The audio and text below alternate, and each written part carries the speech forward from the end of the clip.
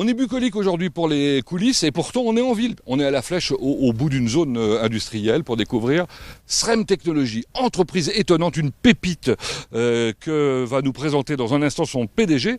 Il s'agit de Pierre Hussarek. Bonjour. Bonjour Pascal. Merci de nous accueillir dans cette belle entreprise. Magnifique façade. Bah oui, écoutez, une entreprise qui a été refaite un peu récemment et agrandie. Elle est pourtant âgée. Oui, elle est depuis 1952. Dans la Flèche où elle a, je crois, déménagé une fois. Tout à fait, elle a commencé dans la zone de la route du Mans. Bon, elle a connu plusieurs propriétaires. C'est la vie. Voilà. Et vous, depuis ? Depuis 1997, donc le groupe Sofranel, qui est un groupe familial, on a pris le contrôle. Combien de personnes dans le groupe ? Aujourd'hui, 200 personnes. Implantées de quelle manière ? 45 personnes ici, le siège social 25 personnes en région parisienne et des usines de fabrication de radiologie, Balto en Belgique, une trentaine de personnes et 150 personnes en Royaume-Uni, en ultrasons chez Sonatest. Et le sens de la compétition grâce à ses dirigeants. Votre père d'abord, qui était je crois champion d'escrime en Tchécoslovaquie ? Tout à fait. Et vous-même aussi, vous êtes champion, non ? Oui, champion de patinage par couple. De combien de fois ? 6 fois champion de France et médaille de bronze de champion du monde junior. Pas mal. Et tout ça, eh bien, pour diriger notamment cette entreprise qui est-ce qu'on peut le dire, la plus ancienne et leader dans le domaine ? Oui, leader dans le domaine, clairement, et la plus ancienne de contrôle instructif en France. Pas mal. On y va ? On y va, allez-y. Merci Pierre. Allez, on va essayer de trouver Thierry Charrier. Bonjour. Où est-il ? C'est par ici. Au bout du couloir alors.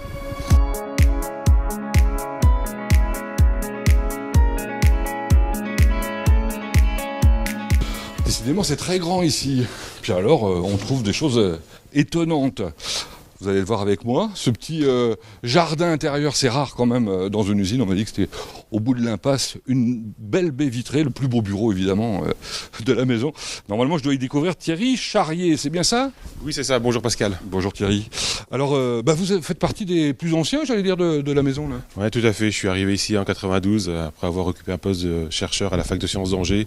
J'ai intégré l'entreprise en tant que responsable R&D et après différents postes au sein du bureau d'études, la production, la qualité, j'ai pris les fonctions de directeur adjoint. Alors directeur adjoint, ça veut dire directeur du site, quoi ? C'est ça, je suis le directeur du site. Bon, combien de personnes travaillent ici ? 42 personnes. Toutes diplômées d'ailleurs, je crois. Hein. Alors de plus en plus, effectivement, on a 4 ingénieurs et beaucoup de BTS et DUT. Ouais. Sur une surface de combien ? 3000 m². Parfait. Alors vous faites du contrôle non destructif. C'est quoi le contrôle non destructif ? Nous, on intervient surtout dans le domaine de la sécurité, où là, on va devoir contrôler les pièces sans les détruire. D'où le nom contrôle non destructif. Il y a plusieurs méthodes pour ça ? Oui, il existe 5-6 méthodes. Nous, ici, on en met en œuvre essentiellement 3. Donc la magnétoscopie pour tout ce qui est contrôle de pièces ferromagnétiques, c'est-à-dire les aciers, les fontes. Et le recevage pour tout ce qui est contrôle de pièces aluminium, inox et titane. Et enfin les ultrasons qui est un contrôle à cœur. L'application la plus connue, c'est l'échographie médicale dans le cadre d'une grossesse. Et nous, on a transposé cette application aux pièces industrielles. On va découvrir tout ça point par point, évidemment, étape par étape. Alors justement, les étapes, c'est quoi ? Bien, généralement, on réalise des installations sur cahier des charges spécifiques client. Donc il y a une phase d'étude au bureau d'études. Puis on produit, on monte la machine. Et ensuite, elle est réceptionnée par le client, démontée et remontée par notre équipe SAV sur le site client. J'ai vu aussi un bâtiment juste à côté, consacré à la chimie. Pourquoi ? Bien sûr, tous nos équipements, on consomme des produits chimiques qui servent à mettre en œuvre le contrôle. Et donc, c'est une activité complémentaire fort intéressante. Parfait. Bon, partons à la découverte. J'ai compris que c'était avec le bureau d'études. C'est juste en face. Merci Thierry. Alors, nous sommes bien, j'imagine, dans le bureau d'études. Oui, bonjour. Bonjour. Je cherche Erwin, c'est vous ? Erwin, oui, notre ami. Il est tout à fait au fond de l'atelier de production. Bon. Décidément. Merci, à tout à l'heure peut-être.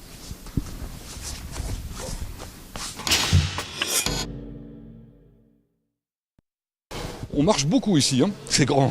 Allez, on va trouver, je pense, Erwin. Bonjour. Bonjour. Dites-moi, on n'est pas au bureau d'études ici ? Ah non, pas du tout. Donc là, on est en train de mettre au point et finaliser la mise en place de nos programmes informatiques et automatiques. D'accord. C'est pour ça que vous travaillez sur le PC portable ? Oui, voilà. Et vous faites quoi ? Vous faites l'interface que j'ai aperçue là ? Oui, c'est ça. Donc on est en train de développer une nouvelle interface homme-machine qui permet à l'opérateur de rentrer les pièces dans l'installation, etc. Ouais, c'est simple, c'est ergonomique. Même moi, j'arrive à comprendre, hein, c'est pour dire. Hein. Oui. Bon, elle sert à quoi cette machine ? Qu'est-ce qu'on trouve à l'intérieur ? Donc on trouve plusieurs postes qui permettent de faire le process de reçuage, donc qui va permettre d'asperger ou d'immerger les pièces et de sécher les pièces. D'accord. C'est une machine unique? Oui, tout à fait, c'est une machine unique pour un client aéronautique militaire. D'accord. Et donc on fait que des machines spécifiques. Ça demande un peu de temps de développement. Hein. Oui, tout à fait, donc on fait les machines de A à Z. Depuis combien de temps là, sur celui-là à peu près? Ça fait une bonne année déjà qu'on a commencé. Quand même. Oui. Bon. Erwin, dites-moi, je me suis laissé dire que vous étiez un bébé SREM. Ça veut dire quoi? Tout à fait, donc en fait j'ai fait une licence pro en contrôle non destructif au Mans. Et j'ai fait mon stage ici à la SREM. Ensuite ils m'ont gardé un an en CDD. Où j'étais en R&D métrologie. Et après, j'ai intégré une école d'ingénieur en apprentissage pendant 3 ans. D'accord. Et aujourd'hui, vous êtes ingénieur depuis 6 ans. Très bien. Bon, je crois qu'on vous attend. Merci de nous avoir accueillis. Merci. Je vais à l'autre bout. Je retourne au bureau d'études. Très bien, merci beaucoup.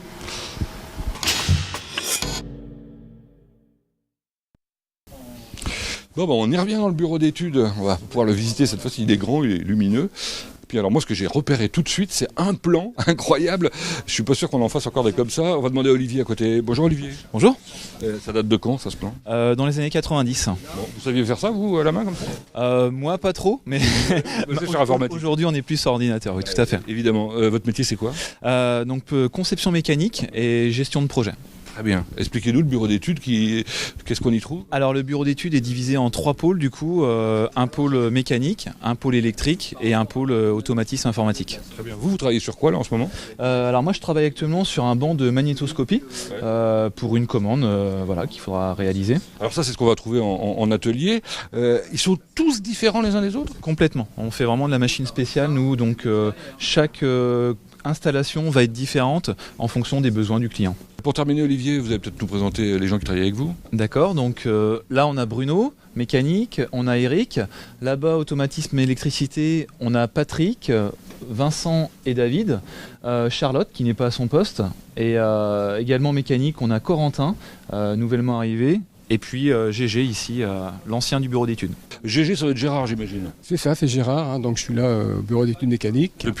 Depuis 83, depuis 35 ans. Vous avez vu évoluer les techniques, hein? Ça a vraiment évolué, donc on est passé de la planche à l'ordinateur, donc de la version 2D à la version 3D.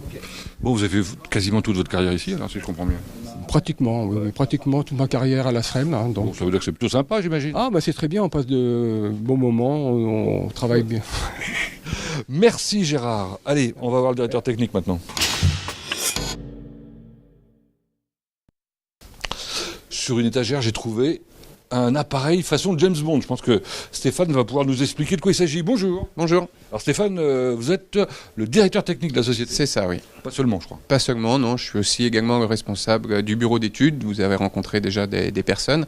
Et de la recherche et développement. On a le labo qui est juste en face. Ouais, on va en parler en détail tout à l'heure. Alors vous êtes là de la situation pour nous expliquer un peu comment ça fonctionne en fait les 3 méthodes là. Alors SREM originalement maîtrise la magnétoscopie qui est basée sur les champs magnétiques, le reçuage qui est basé sur un procédé chimique et les ultrasons depuis moins longtemps puisque c'est une technique plus innovante qui est basée sur des ondes acoustiques. Je crois que dans votre bureau, il y a d'ailleurs un appareil de mesure ultrasons, l'Induscan. C'est ça, donc c'est un appareil qui a été développé par SREM. Et donc là, par exemple, on a un traducteur ultrason qu'on vient poser sur cette pièce. Donc ça, c'est un capteur, quoi. Oui, c'est ça, oui. Donc c'est un élément piezo résistif. Et donc on va avoir un écho d'entrée dans la matière, un écho de fond. Et là, on va venir mesurer entre 2 répétitions d'écho de fond l'épaisseur de la pièce métallique. Et c'est comme ça qu'on verra s'il y a ou non des défauts.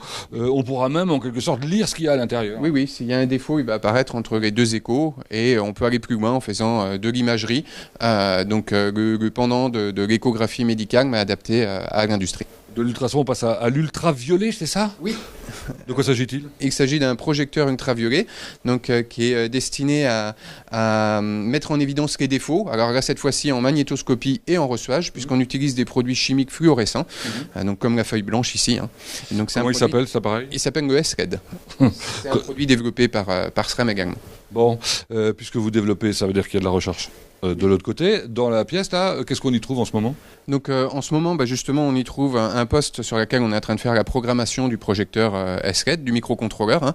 On y trouve également des modules, puisqu'on fait beaucoup de conception modulaire pour nos machines, donc où on programme également les microcontrôleurs. D'accord. Et puis la pièce fermée?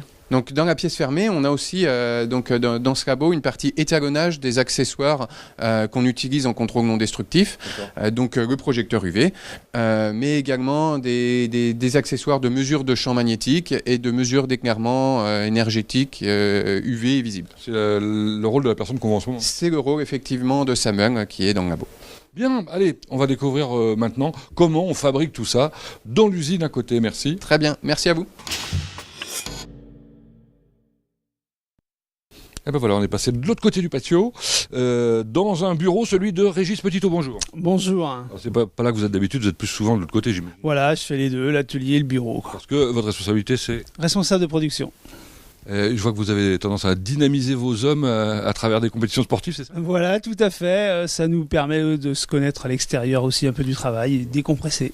Vous leur faites pas faire des compétitions automobiles? Ah non, pas d'automobile, juste de la course à pied. Très bien. Allez, on va de l'autre côté puis on va découvrir tout ça.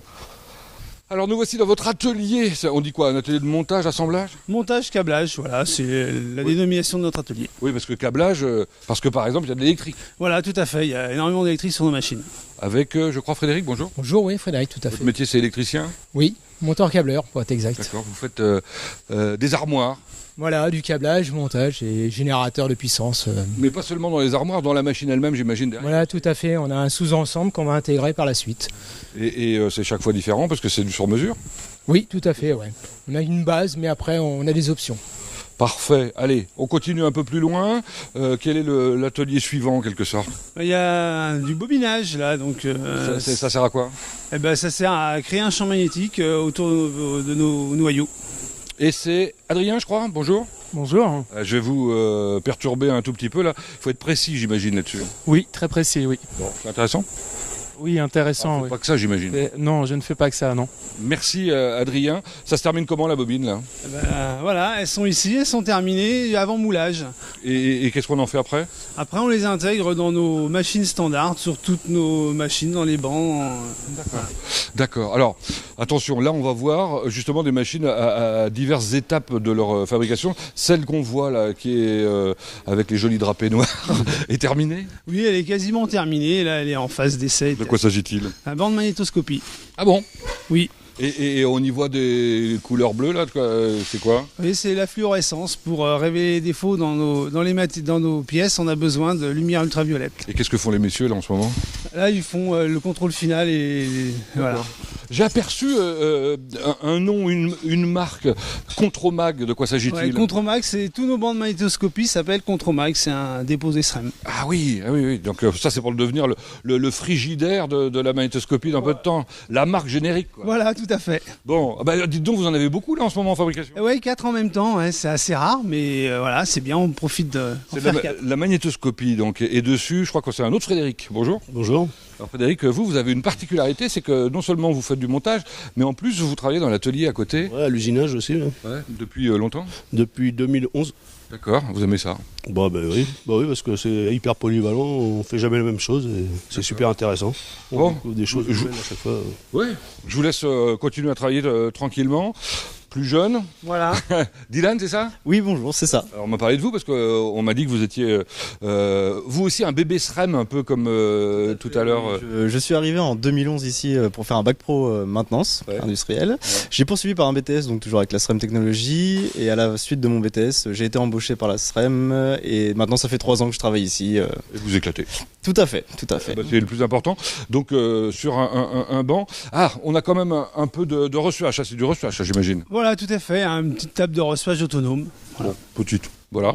Et par contre, vous avez là une grosse machine d'ultrasons. Voilà, une très belle machine ultrasons qui nous demande beaucoup de précision en montage. Beaucoup de précision et de temps, j'imagine, parce qu'elle est colossale. Visiblement, il y a beaucoup d'accessoires dessus. C'est combien de temps, ça? Ouais, c'est 250 heures de mécanique, 150 heures d'électrique, quoi. Quand même. Eh oui. C'est pas mal. Bon, pour fabriquer tout ça, évidemment, il faut les éléments, les composants. On va découvrir tout ça avec le responsable des achats qui s'appelle Patrice Boultaro. Très bien, c'est de l'autre côté. Merci. Voilà. Il nous avait dit qu'il s'appelait Patrice, et bien le voilà, c'est Patrice Boultaro, je crois qu'il est responsable des achats. Bonjour Patrice. Bonjour Pascal. Merci de nous accueillir. Alors, les achats, ça veut dire quoi chez SREM? C'est quoi le métier?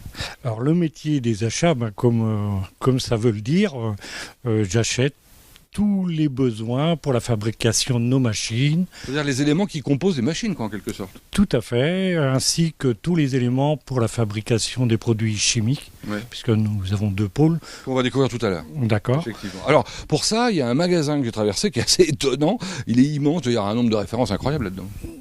Références, oui, une référence à hauteur de 12-13 000 références, oui, qui sont là pour dépanner rapidement toutes nos machines qui sont vendues au niveau national et européen. Alors depuis quelque temps, je crois que vous avez une nouvelle politique, c'est de faire des sous-ensembles pour la fabrication de vos machines. J'en ai vu aussi quelques exemplaires à l'intérieur du magasin. Oui. La politique de l'entreprise, ça a été, afin de réduire des coûts de fabrication, de fabriquer des éléments standards. D'une part pour une question de rapidité et de réduire les coûts. Vous travaillez avec les sociétés de la région, vous leur sous-traitez des travaux, vous leur donnez des plans, ils fabriquent pour vous? Nous faisons travailler, tous les sous-traitants mécaniques tôlerie dans un rayon de 30 à 50 km. 5 en tôlerie, 5 en mécanique. Et aussi tous les fournisseurs qui vont bien aux alentours sur Le Mans, la plupart sur Le Mans, un peu plus loin pour la partie chimie en l'occurrence. Bon, tout ça avec enthousiasme bien sûr. Bien sûr. L'enthousiasme pour chaque défi, c'est ce qui est écrit derrière vous. Merci Patrice. Allez, on va plus loin, découvrir la suite.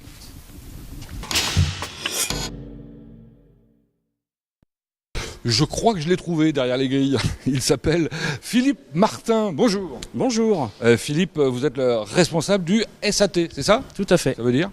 Service assistance technique. Précisément, quel est votre rôle?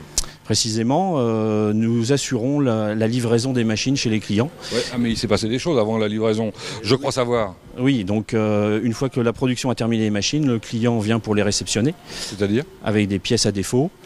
Et on doit réussir à ressortir les défauts sur les machines. On teste quoi. On teste. Et si on n'a pas réussi, on fait quoi? Si on n'a pas réussi, il faut corriger la machine, il faut absolument y arriver. Bon, alors une fois que les machines sont livrées, donc elles ont été démontées ici, ça peut demander un petit moment à démonter et à remonter évidemment. Cette énorme machine de reçuage, là c'est combien de temps là par exemple? 5-6 semaines, voire un peu plus. Ah oui quand même. Donc une fois que ça arrive là-bas, qu'est-ce qui se passe? Donc la machine est terminée de remonter, le client refait une réception chez lui et donc vérifie qu'on ressorte bien les défauts après le remontage. Et votre travail n'est pas terminé puisque vous avez une partie aussi, on va dire, service après-vente. Service après-vente maintenant, donc on assure les garanties, les dépannages, les réparations. Bon, je crois que vous faites des contrôles par ailleurs? Vérification étalonnage. Périodiquement, tous les 6 mois, tous les ans, suivant les normes auxquelles le client se rattache. D'accord, bah ça fait pas mal de travail tout ça. Beaucoup de travail. Combien de personnes? 4 personnes. Bravo. Le silence en dit long, n'est-ce pas? On change de bâtiment. On va de l'autre côté en chimie, découvrir une autre activité. Merci Philippe.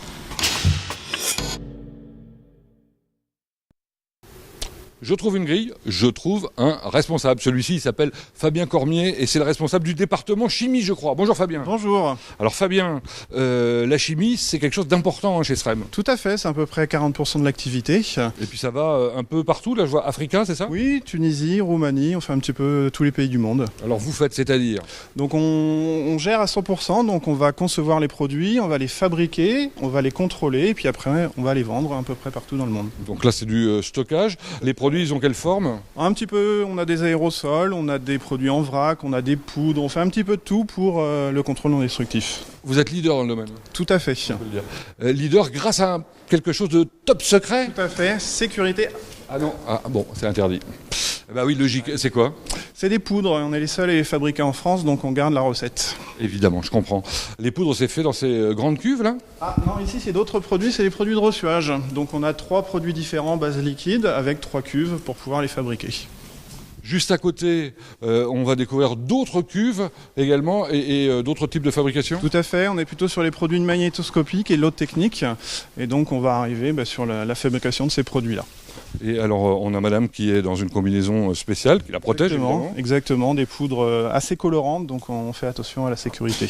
C'est fluo, mais le fluo, on va en parler tout à l'heure, parce que c'est un peu la base de votre métier. Exactement, la base de notre métier, c'est la fluorescence. Pour détecter les défauts, on se sert de cette fluorescence. Alors, ici, j'ai aperçu dans l'entrée tout à l'heure, en visitant, qu'il y avait des petits containers, enfin, je sais pas comment appeler ça, des petits contenants. On peut vendre soit des cartons d'aérosols, il y en a 12 aérosols, et on peut aller jusqu'au conteneur où il y en a 15 000. Donc on fait vraiment en France et dans des pays très développés. Nous voilà donc dans votre bureau. Tout à fait, donc avec ma collègue Jocelyne qui s'occupe de tout ce qui est production chimie. Bonjour Jocelyne. On passe à côté de quoi s'agit-il? Le laboratoire, donc ça permet de contrôler tous les produits. Donc là, ma collègue Sophie qui est technicienne chimiste. Donc il n'y a que des femmes si je comprends bien dans le service. À peu près, sur 5 personnes, je suis le seul homme. Bah oui, je vois ça. Elle contrôle quoi? Elle contrôle tous les produits, donc c'est surtout pour voir si les produits vont bien détecter les défauts quand les utilisateurs vont les utiliser. Et puis elle va recevoir aussi des échantillons, je crois. Tout à fait, ouais. Il y a pas mal de clients qui nous envoient des échantillons pour les expertiser. Bon, vous dites on a une pièce normale? Eh bien non, elle est magique. Formidable, on est dans la lumière noire, quoi. Tout à fait. Pourquoi? Donc, tous les utilisateurs se mettent dans le noir parce que pour détecter les défauts, on utilise la fluorescence, donc soit liquide, soit en poudre, et on obtient en fait cette fluorescence qui au final va permettre de détecter les défauts visuellement. Tout à fait, visuellement. Tout simplement.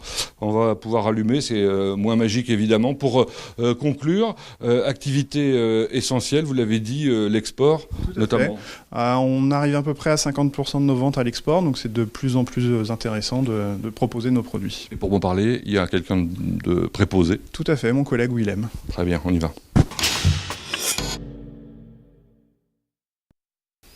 On m'avait dit qu'il était dans un box, mais c'est encore plus petit que ce que je pensais. Willem, bonjour. Bonjour Pascal. Vous êtes le responsable du service export. C'est ça. Service export qui est relativement jeune. Oui, ça fait environ 5-6 ans qu'on exporte. Ça, c'est représenté par toutes les punaises qui sont là. De quoi s'agit-il? Alors, ces punaises représentent tous nos distributeurs à l'export. Combien? Environ une trentaine. Presque partout dans le monde. Presque partout, effectivement. Il manque l'Amérique du Sud. Et alors, il y a des développements prévus, là? Oui, alors il y en a en Afrique du Sud, au Qatar, également en Russie. Et nous recevons même d'ailleurs la semaine prochaine un potentiel distributeur en Allemagne. D'ailleurs, les distributeurs, vous les recevez de temps en temps ici? Tout à fait. J'ai pu en rencontrer environ 10%. Et M. Cormier, que vous avez rencontré, lui va régulièrement à l'étranger pour les voir. Qu'est-ce qui fait que vous avez du succès? Eh bien, avant tout, je dirais, c'est parce que nos produits sont au minimum équivalents à ceux de nos concurrents. Et surtout, nous avons un stock important d'environ 100 palettes, donc 1 million d'unités. Oui. Donc ça veut dire que vous pouvez livrer rapidement? Tout à fait. Eh oui, c'est un avantage concurrentiel, c'est comme ça qu'on l'appelle. Merci d'avoir répondu à mes questions. On va découvrir un peu plus loin le service commercial maintenant. Voilà, je crois qu'on est en compagnie de Laurent Sabatier. Bonjour. Bonjour. Alors vous êtes le directeur commercial de la société, vous avez de la chance. Société en développement, on peut dire? En développement, absolument. Oui. Notamment sur la chimie? Notamment sur la chimie, oui, absolument. Bon, c'est qui vos clients? Nos clients sont plusieurs secteurs d'activité, l'aéronautique, l'automobile, le ferroviaire, le nucléaire, le médical, enfin plein de secteurs, partout où on peut faire du contrôle non destructif. Alors, moi j'ai cru comprendre une chose, c'est que vous servez aussi bien les tout petits que les très très gros. Oui, absolument. On a des clients comme Airbus par exemple, pour les citer, mais aussi des petites entreprises, des moyennes. Ça doit être compliqué à gérer ça, parce que ça veut dire que en termes de valeur, je sais pas, en chimie c'est quelques dizaines d'euros pour une commande, ou alors quelques dizaines de milliers d'euros? Oui. Ça peut être très variable, c'est vraiment en fonction des clients, donc ça peut être des petites quantités de produits comme des très grandes. Pour ce qui est des machines, alors de reçuage, des magnétoscopies, oui c'est ça, on ne dit pas des magnétoscopes du coup, non, et des machines à ultrasons, c'est des valeurs très diverses aussi? Également, ça dépend du besoin du client, on peut avoir des petites machines avec des budgets modestes, et puis des très grandes, très automatisées, très impressionnantes, qui peuvent avoir des budgets très importants. Ouais. Vous êtes combien pour commercialiser l'ensemble de ces produits? Commercial, c'est 4 personnes ici en support et puis 3 commerciaux sur la route. Ça suffit? Clients. Pour l'instant, ça suffit. Bon, vous n'êtes pas en recherche? Pas encore, mais ça peut être une possibilité. Bien, merci de cette présentation. On va chez votre voisin. Allez. On va voir Pierre alors. Allez voir Pierre. toutes les bonnes choses ont une fin. Pierre, on va être obligé de se quitter. Merci de nous avoir accueillis. Merci, j'espère que vous avez découvert des nouveautés. Ah, c'était sympa. Surtout, on a vu une entreprise en plein développement. En ce moment, c'est plutôt chouette. Oui, c'est vrai. On a des équipes dynamiques, tout le monde y croit, on a investi et on est sur des bons rails. Vous êtes sur un marché porteur, on peut le dire ? Oui, le marché de contrôle, vous savez, la qualité, on aura toujours besoin de qualité. Les pièces évoluent, mais il faut toujours être sûr qu'elles sont plus sûres. Alors, au-delà de ça, c'est quoi la stratégie de développement ? C'est aujourd'hui l'export. La chimie a été une première étape, mais aujourd'hui, nous sommes bien rétablis dans notre position de leader français. Maintenant, c'est l'export sur les machines. Je vous souhaite bonne chance alors. Merci bien. Merci. Et c'est ainsi que se termine l'émission. On se retrouve prochainement ailleurs en Sarthe, dans une autre entreprise.